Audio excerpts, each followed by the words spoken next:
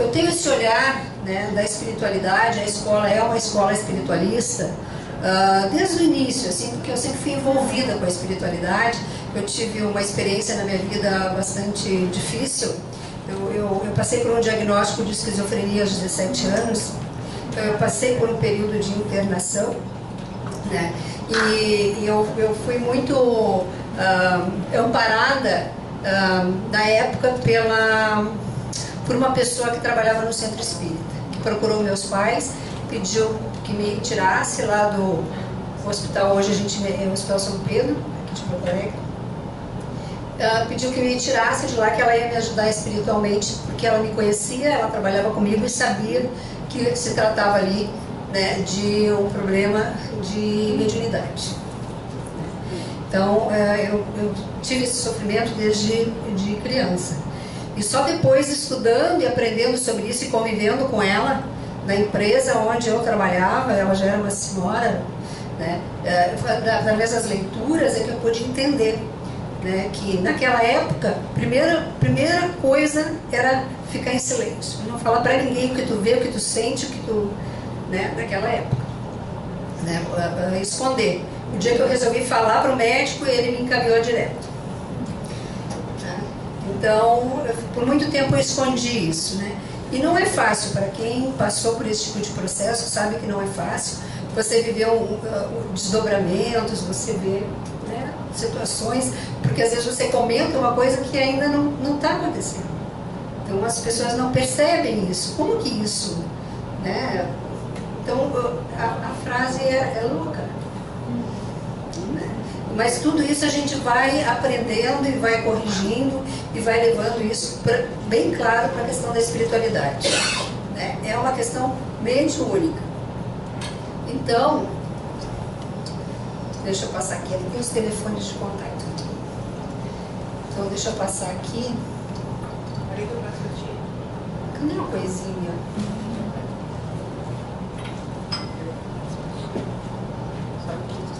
Primeiro eu quero botar a tela cheia aqui. Lá tá. E vai passando, então. Tá. Então, hoje a gente faz um trabalho, eu faço um trabalho que eu chamo de espiritualidade como caminho, né? É construir, buscar esse equilíbrio através das mais variadas, né, probabilidades, né, de acertos e erros. Nós vamos construindo esse equilíbrio, né, na nossa vida, né, com muita luz, com muita consciência, despertando, né, para chegar na cura. Pode passar para o próximo. Eu faço. Então a gente acaba buscando as soluções, né, o caminho a gente vai encontrando pelo próprio sofrimento, né? Sofrimento e dor é remédio, né? A gente tem que ter esse olhar também, de que a gente está falando de remédio. Então eu gosto muito desses cientistas, né? O surgimento de sintomas difíceis na consciência, tradicionalmente visto como um sinal de doença mental, pode na verdade ser um esforço radical do organismo de se liberar dos efeitos de vários traumas, simplificar seu funcionamento e se curar. Então isso é um processo. Então, vamos falar um pouco sobre a questão das emergências espirituais e doenças mentais. Então, a gente encontra vários cenários, né, de ambiente familiar, né? Muitas vezes nós temos que questionar o que o terapeuta está percebendo daquela pessoa, o que aquela pessoa está percebendo dela mesma, né? E uma coisa que a gente observa pouco é quem acompanha aquele paciente, quem mais está com ele. Às vezes a gente começa um tratamento e o tratamento não evolui, o processo não evolui, e a gente, às vezes, por falta de experiência, não percebe que ele não está sozinho. Então eu falo isso, a gente tem lá na clínica, o pessoal tem algum vínculo com a espiritualidade, ou trabalha no centro espírita, ou tem uma prática de Ho'oponopono, ou tem uma prática de orações, né? A importância disso para o terapeuta. E quando ele tem essa prática, para ele perceber o outro também. Então, quem mais está com aquele paciente, né? quanto ele percebe de si mesmo, o que o terapeuta percebe dele e que ambiente familiar é esse que está trazendo ele até ali. Então a nossa atenção para o domínio espiritual, como nós falamos, como eu falei a outra vez, tem muitos terapeutas espiritualistas que o olhar é que tudo é problema espiritual. A gente já passou por essas experiências, não é mesmo, Lais? De que os tratamentos vão se estendendo, se estendendo, se estendendo por um preconceito. Muito mais do paciente, às vezes. Né? Às vezes é uma experiência difícil que aquele paciente passou, né, nas mãos de alguns médicos e que então tem resistência. Mas nós precisamos nos preparar para isso.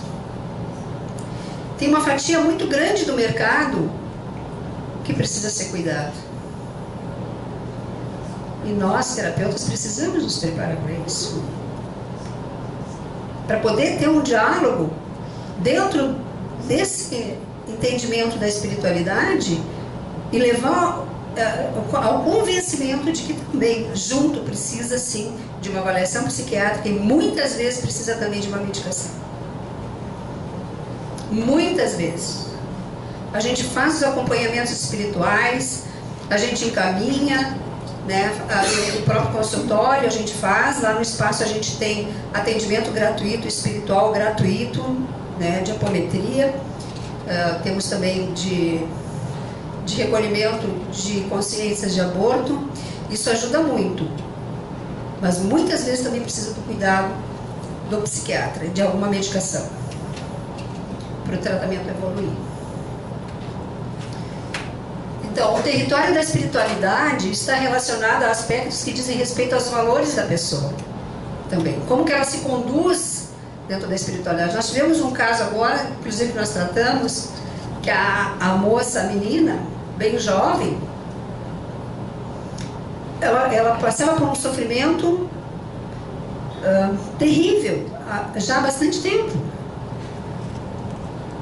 Sendo tratada, tomando medicação, mas nunca, em nenhum momento, foi falado com ela sobre a questão espiritual. E se tratava dessa menina que a gente acompanhou, muito claro que se tratava de uma questão espiritual.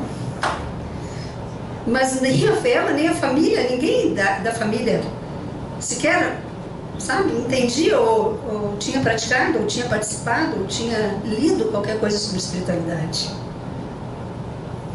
Né? E normalmente nesses casos ainda tem alguém na família que é altamente obsessor. O mais comum tem lá, ou é o pai, ou é a mãe, ou é o padrasto, ou é o irmão, mas tem alguém naquela família que é altamente obsessor. E daí a pessoa não consegue mesmo. Então os valores que a pessoa tem a respeito desses fatores, né, do amor, o que é o amor? Né? Como que ela entende o amor? Qual é a relação dela com o amor? Qual é a relação dela com o sentimento de ódio, de raiva, né, com relação ao perdão, com relação à culpa? Como que ela se relaciona com isso e como ela sofre assédio através disso? Todos os fatores, tá, emocionais são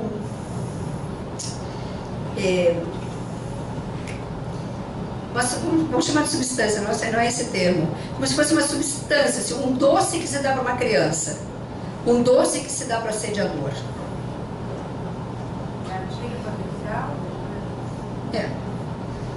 Tá? Ele tem aquela crença, então é por ressonância, né? Isso a gente sabe.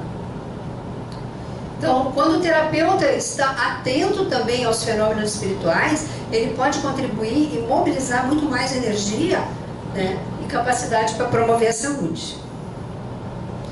Então, isso que eu trago aqui é para que busquem mais informações. Isso não tem nada a ver com religião, sabe? Mas tem a ver com espiritualidade, com a essência de cada um, a essência do terapeuta.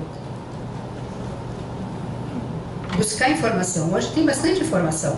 Por que isso? Por que a gente vem há 20 anos lutando com isso, porque a medicina precisa de nós. A medicina precisa de nós. Quem aqui tem algum vínculo com casa espírita? Bastante. Isso é ótimo. E as casas espíritas precisam se preparar para isso. Quando que eu pensei que eu fosse falar sobre isso? Quando eu mesma tive tanta resistência, foi por necessidade. Então nós precisamos nos preparar, centros espíritas precisam se preparar, e nós, terapeutas, precisamos nos familiarizar com tudo isso, nos preparar.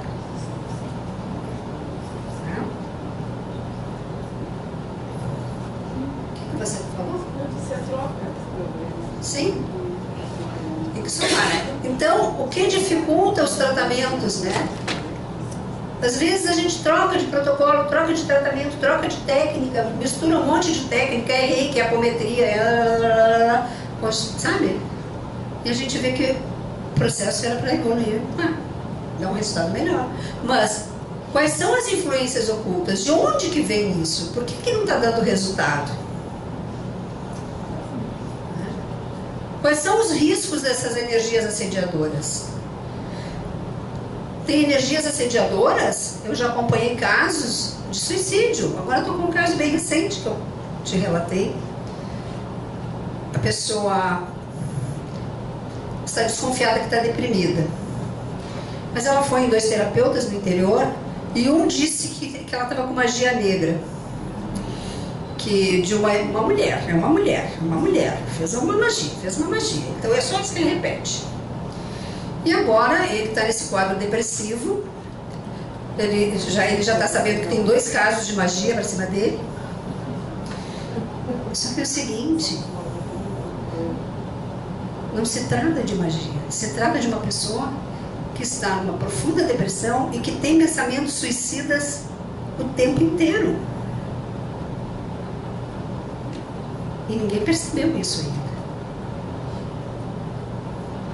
É uma pessoa do interior, a gente sabe das dificuldades que é no interior para tratar desse assunto do seu ponto de vista espiritual e psiquiátrico. É junto.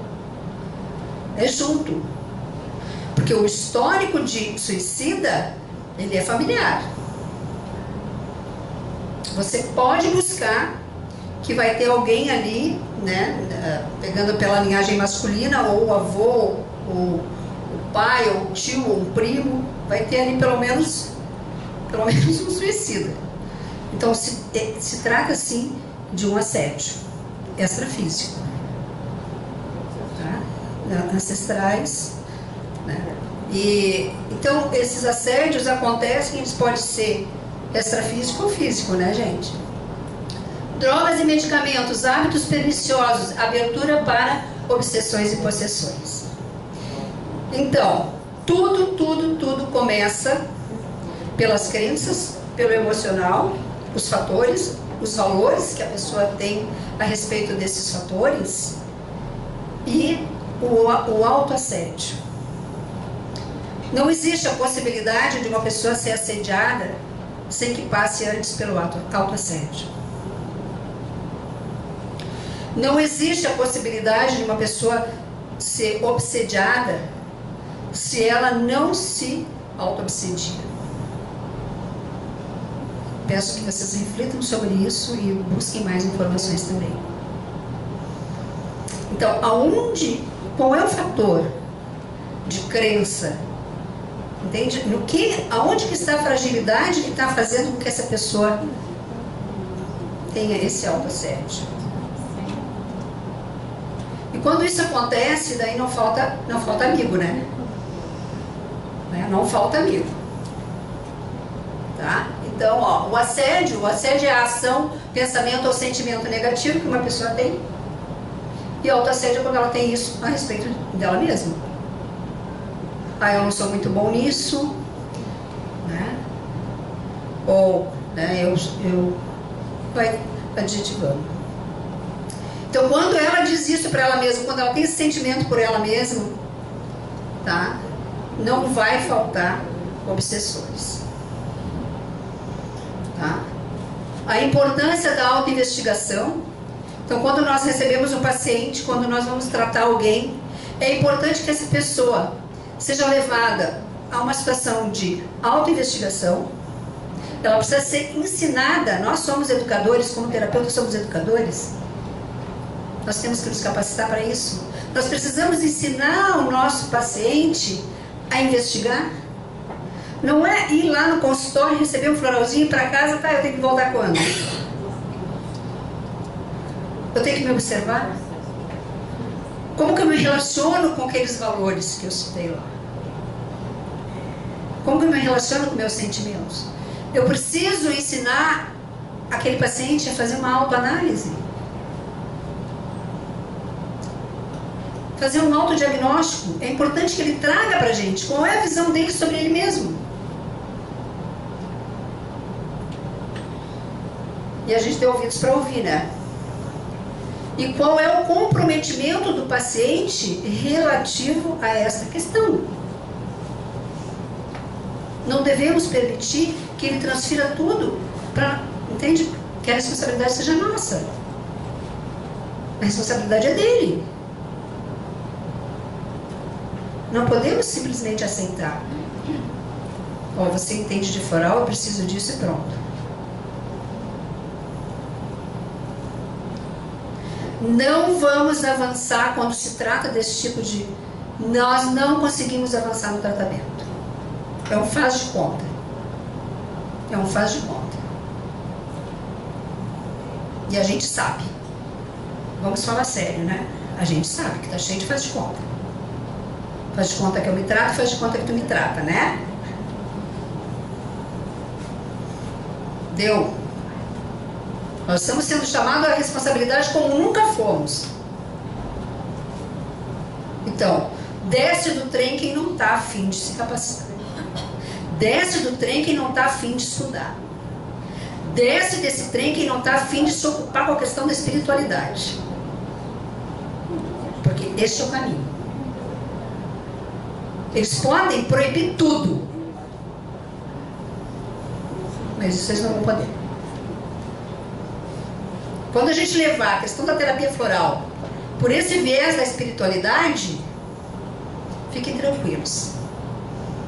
Estamos todos salvos.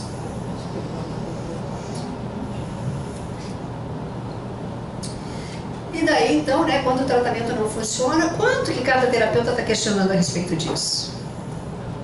E se ocupando com isso, né? A questão do uso da medicação. Pergunto, doutor, por que o paciente psiquiátrico nunca fica curado? Eu não sei de nenhum caso de paciente psiquiátrico que tenha recebido alta. Não conheço. Vocês conhecem? Conhecem? Por que o aumento aparentemente abusivo de medicamentos nos tratamentos psiquiátricos? Eles param de funcionar a partir de um determinado momento, tem que trocar, tem que usar uma dose maior. A dose sempre aumenta. Pois é.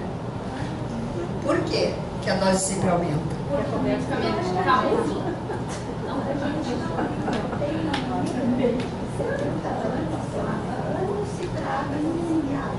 Tomando antidepressivos, muda, aí tem crise cerveja, mas nós não vamos para casa, entendeu? Eu só coloco a